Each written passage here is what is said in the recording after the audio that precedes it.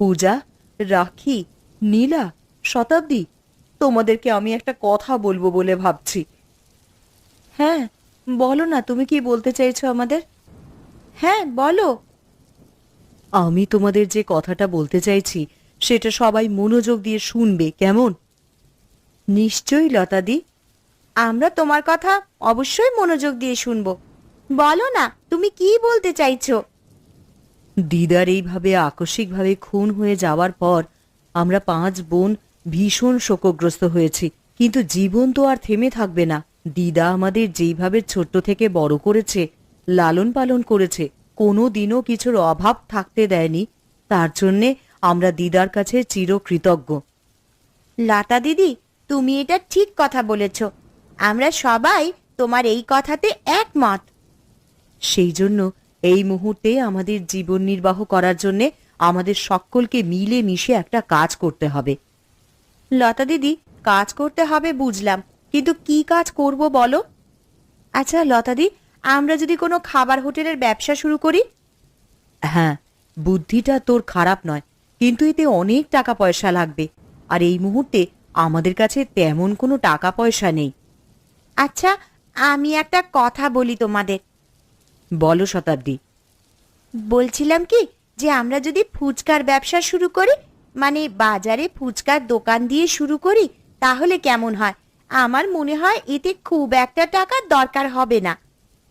বাহ, এটা খুব ভালো কথা বলেছ তো শতাব্দী। আমাদের হাতে যা জমানো টাকা আছে সেই সব দিয়ে একটা ফুচকার দোকান অনায়াসে খোলা যায়, আর আমরা সকাল বিকাল নিজেদের মধ্যে ভাগ করে নেব কে কখন দোকানে বসবে। হ্যাঁ লতাদি ভাই, এটা তুমি ঠিক কথা বলেছ।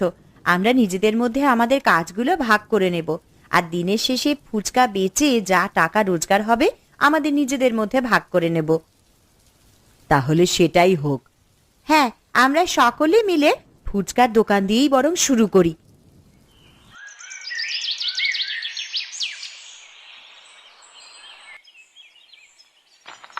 অবিনাশ বাবু বাড়িতে আছেন? আমি খগেন, আপনার কাছে এসেছি একটা খবর দিতে।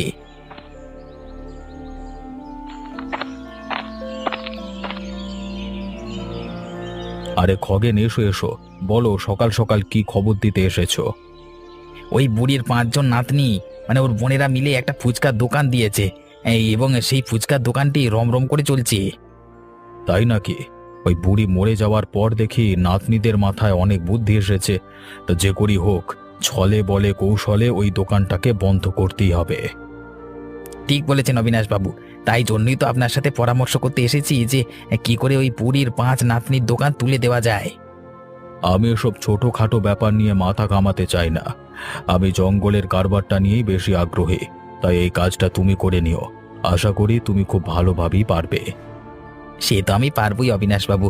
ঠিক আছে, আপনি যখন আমাকে অনুমতি দিলেন, আমি ওই বুড়ির এই ফুচকার দোকানটা, মানে বুড়ির নাতনির ফুচকার দোকানটা তুলে দেওয়ার ব্যবস্থা করছি আর কি।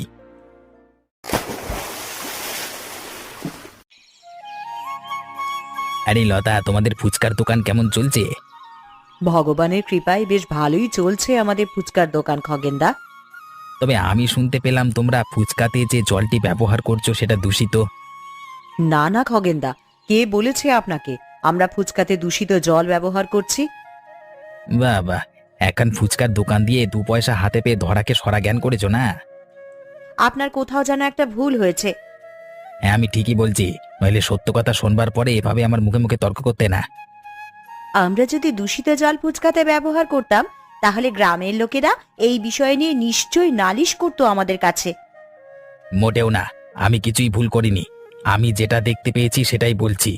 আমি আজই গ্রামের মোড়ল এবং গ্রামবাসীকে বলবো এই যে তোমরা কিভাবে মানে বিষ জল মিশিয়ে ফুচকা বিক্রি করছো। দাঁড়াও।